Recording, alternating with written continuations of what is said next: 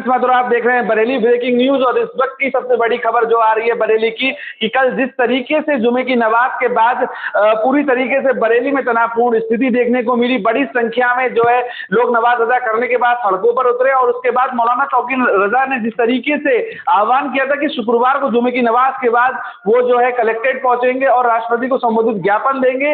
लेकिन जिस तरीके से यहाँ पर 163 BNS की धारा, यानी जो पहले 144 धारा थी, वो लागू थी, और उसके बाद जिस तरीके से पुलिस प्रशासन साफ कर चुका था, डीएम और एसएसपी ने फ्लैग मार्च किया था गुरुवार को, और क्लियर कर दिया था साफ तौर पर कि बिना अनुमति के कोई भी अगर प्रदर्शन करेगा तो उस पर विधि के अनुसार एक उचित कार्रवाई की जाएगी। और ऐसे में एक रात में पत्र जारी होता है, और उस पत्र के बाद भी जो है मौलाना का फिर सुबह एक वीडियो वायरल होता है कि ये पत्र फर्जी था और वो प्रदर्शन करेंगे, और उसके बाद एकाएक भीड़ जुटती है। और उसके बाद जब देखा जाता है कि भीड़ उग्र होने लगी, तो पुलिस उनको रोकने का प्रयास कर ही रही होती है कि इसी बीच जो खलील तिराया है वहां पर एकाएक पुलिस और जो उपद्रवी हैं उनके बीच में झड़प होती है। पुलिस को लाठीचार्ज करना पड़ता है, और देखा जाता है कि पथराव पुलिस पर किया जाता है, और भी कई चीजें वहां पर से बरामद हुई हैं। फायरिंग की भी यहाँ पर बात सामने आ रही है। उसके बाद आज जो है बरेली पुलिस जो है पूरी तरीके से एक्शन मोड में नजर आ रही है। जिस तरीके से मुख्यमंत्री योगी आदित्यनाथ ने साफ किया है कि जो है जो भी उपद्रवी है और प्रदेश में कानून व्यवस्था से जो भी खिलवाड़ करेगा उसके खिलाफ सख्त से सख्त कार्रवाई की जाएगी। उसी की मंशा के अनुरूप एसएसपी बरेली अनुराग आर्य ने भी प्रेस कॉन्फ्रेंस करके पूरा खुलासा किया है कि अभी तक 10 रिपोर्ट इसमें जो है अलग अलग थाना क्षेत्रों में दर्ज की गई हैं।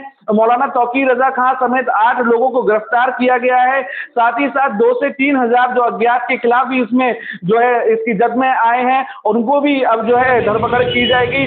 पुलिस लगातार वीडियो को चिन्हित कर रही है, और वीडियो के माध्यम से जो भी लोग सामने आएंगे उनको पकड़ा जाएगा। और उसके बाद सुरक्षा के कड़े इंतजाम यहाँ पर देखने को मिले हैं। जिस तरीके से मुरादाबाद, रामपुर, संभल, बरेली, बदायूं समेत जो अड़ोस पड़ोस के जिलों से जो फोर्स मंगाया गया था, जिसको 2 दिन बरेली में रिजर्व रखना था, लेकिन अब उसको बढ़ाकर सोमवार कर दिया गया है। इंटरनेट व्यवस्था पूरी तरीके से यहाँ पर 48 घंटे के लिए जो रोकी गई है, ताकि सुरक्षा से कोई भी खिलवाड़ नहीं हो, क्योंकि लगातार देखा जा रहा था कि सोशल मीडिया पर एक टूल किट सामने आई है, जिस तरीके से पूरी भीड़ को कैसे मैनेज करना है, उसको कहाँ पर भेजना है और किस तरीके से उनको उग्र किया जा रहा था। तो पूरी ऐसी टूल किट सामने आई है, जिस पर भी काम लगातार जो खुफिया विभाग है वो करता हुआ नजर आ रहा है। और ऐसे में एक बड़ी जो यहाँ पर बात सामने आई है कि जब शाम को यहाँ पर जब अफसर पूरे शहर का हाल लेने के लिए सड़कों पर फ्लैग मार्च करते हुए नजर आए, जिसमें यहाँ कर जो मंडलायुक्त है बरेली के कमिश्नर भूपेंद्र चौधरी, चाहे वो डीआईजी अजय कुमार साहनी हो,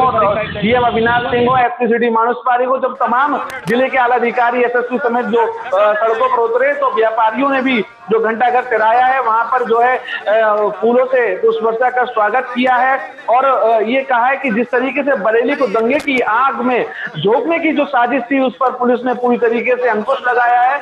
और जिस तरीके से आज बरेली की स्थिति जो तनावपूर्ण थी वो अब हल्के हल्के हालात सामान्य होते हुए नजर आ रहे हैं। बाजार खुला है, लोगों ने चैन की सांस ली है। आइए सुनवाते हैं इस पूरे मामले के, जब पूरी तरीके से जब डीएम और एसएसपी ने प्रेस कॉन्फ्रेंस की है तो उन्होंने क्या कुछ कहा है। जैसा कि आप अवगत हैं कि जुमे की नमाज के बाद कुछ जगहों पे अलग अलग थाना क्षेत्रों में पुलिस और प्रशासन की जो ड्यूटियां लगी हुई थी, वहां पे कुछ लोगों के द्वारा हिंसक प्रदर्शन किया गया, जिसके संबंध में कल हम लोगों ने बताया था कि हम कठोर विधिक कार्रवाई सुनिश्चित करेंगे।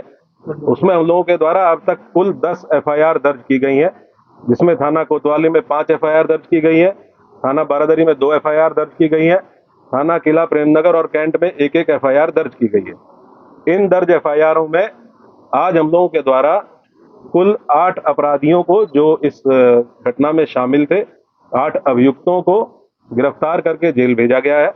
उनके नाम मैं आपको पढ़ के बता देता हूँ।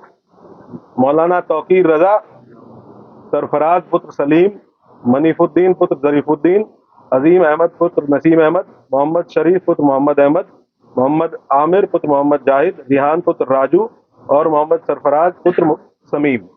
इन 8 लोगों को आज हम लोगों के द्वारा गिरफ्तार किया गया है, और जो रिमांड मजिस्ट्रेट हैं उनके समक्ष पेश करते हुए न्यायिक हिरासत में इनको लिया गया है। कोर्ट के आदेश के उपरांत इनको संबंधित जेल में भेजा गया है। टोटल जो 10 FIR दर्ज हुई है, उसमें जो प्रमुख FIR है थाना कोतवाली की, इसके बारे में मैं आपको बता देता हूँ। FIR नंबर 489/25 जिसमें भारतीय न्याय संहिता की धारा 109(1), 109(2), 118(2), 121(2), 189(5), 191(2), 195(1), 196(1), 196(2), धारा 223, 310(2), 324(5), 324(6), 61(2), धारा 62, आपराधिक कानून संशोधन अधिनियम धारा 7, सार्वजनिक संपत्ति नुकसान निवारण अधिनियम धारा 3 और सार्वजनिक संपत्ति नुकसान निवारण अधिनियम धारा 4। इन समस्त गंभीर धाराओं में जो हमारी प्रमुख एफआईआर है, जो खलील तिराहे पे घटना हुई थी, जिसमें जो पुलिस बल वहां पे लगा हुआ था, मजिस्ट्रेट जो वहां पे लगे हुए थे, इनके द्वारा बहुत संयमित तरीके से वहां जो भीड़ आई अचानक से, उसको रोकने का प्रयास किया गया, समझाने बुझाने का प्रयास किया गया। उसके बावजूद इस भीड़ के द्वारा बैरिकेडिंग को तोड़ के पुलिस बल के साथ दुर्व्यवहार करते हुए इस्लामिया कॉलेज पहुंचने के लिए प्रयास किया गया और उसके अंतर्गत पुलिस के ऊपर हमलावर हुए, पुलिस के ऊपर पथराव किया गया। वहां से हम लोगों के द्वारा जो सामग्री रिकवर हुई है उसके बारे में मैं आपको बता देता हूं। ईंट पत्थर के टुकड़े भारी मात्रा में रिकवर किए गए हैं, चप्पल जूते भारी मात्रा में, पुलिस के टूटे हुए बैरिकेड रिकवर किए गए हैं। वहां से कुछ ब्लेड्स, खोखा कारतूस 12 बोर और 315 बोर के, जो संभवतः फायरिंग में यूज होंगे, वो रिकवर किए गए हैं। जिंदा कारतूस रिकवर किए गए हैं। एक तमंचा 12 बोर का, जो संभवतः वहां किसी उपद्रवी के पास से गिर गया था भगदड़ में, एक ये रिकवर किया गया है। अवैध चाकू, लाठी डंडे और कुछ कांच की टूटी हुई बोतलों के टुकड़े, जिनसे पेट्रोल की बदबू आ रही है, जो संभवतः पेट्रोल भर के लाया गया था। ये सारी चीजें वहां से, जो घटनास्थल था खलील तिराहे का, वहां से बरामद की गई है। 2 वाहन क्षतिग्रस्त हुए हैं, गाड़ी संख्या यूपी 32 EG 3137 और एक मोटरसाइकिल, ये 2 वाहन क्षतिग्रस्त हुए हैं। अभी 8 लोगों को हम लोगों ने गिरफ्तार किया है। टोटल हम लोगों ने 39 लोगों को अब तक हिरासत में लिया है। 8 लोगों को गिरफ्तार करके न्यायिक हिरासत में भेज दिया गया है, जेल भेज दिया गया है।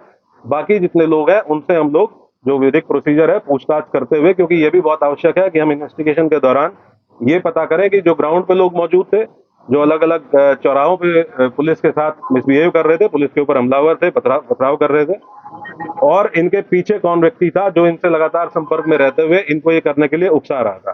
तो उस बिंदु पे इनसे पूछताछ की जा रही है। इनके मोबाइल फोन जिन जिनके रिकवर किए गए हैं, उन मोबाइल फोन से भी एविडेंस कलेक्शन किया जा रहा है।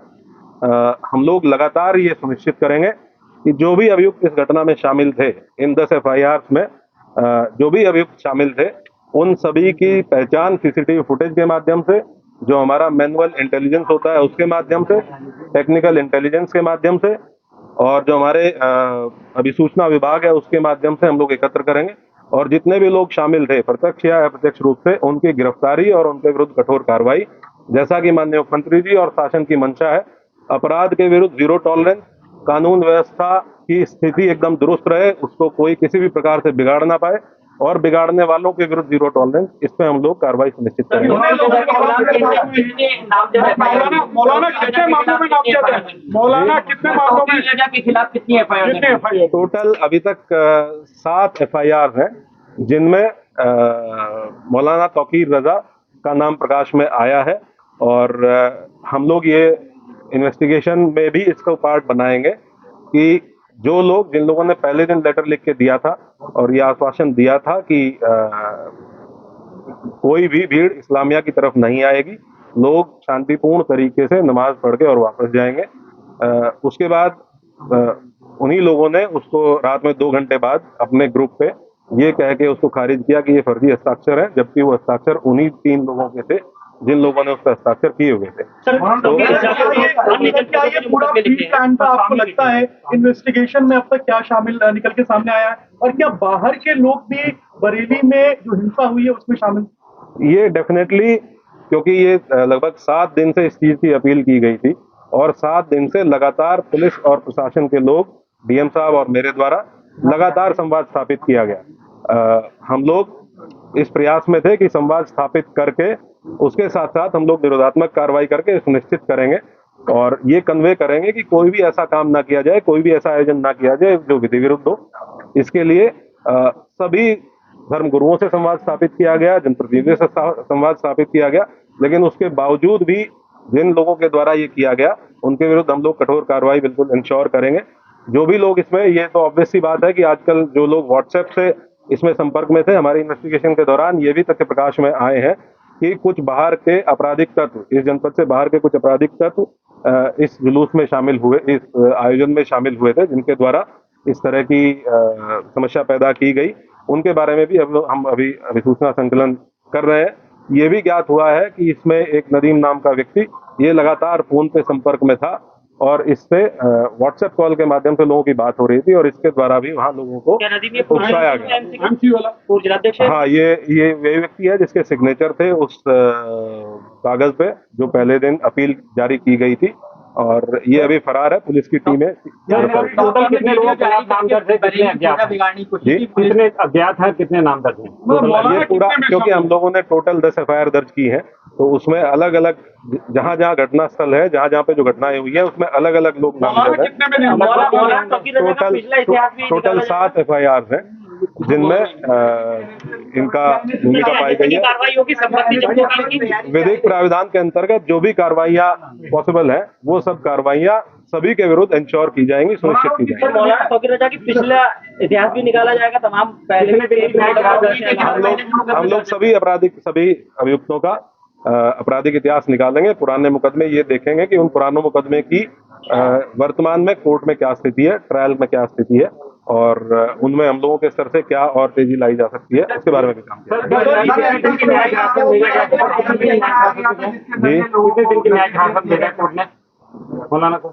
कोर्ट नॉर्मली जब भी कोर्ट के समक्ष पेश किया जाता है तो 14 दिन की न्यायिक हिरासत कोर्ट के द्वारा।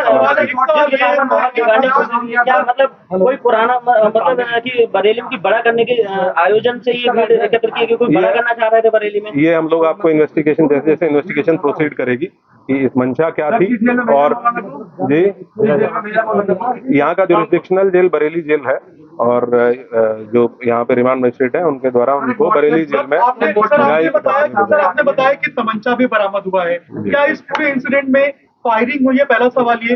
दूसरा, पुलिस वालों को भी चोटें आई हैं, क्या उनको भी छर्रे लगी हैं और कितने पुलिस वाले ऐसे हैं जो अभी घायल हैं?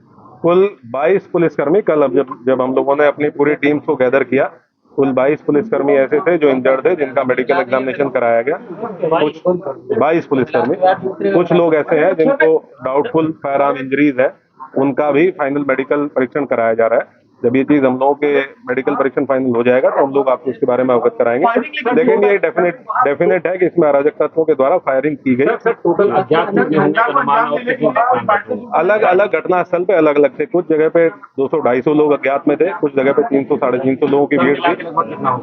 मान के चलिए लगभग 2,500-3 हजार लोग ऐसे हैं जो अज्ञात में अलग अलग घटना स्थलों पे, जिनको हम लोग अभी चिन्हित करने का प्रयास करेंगे। टोटल 22 पुलिसकर्मी घायल है जिनका हम लोगों ने मेडिकल करा। नहीं, पूरे घटना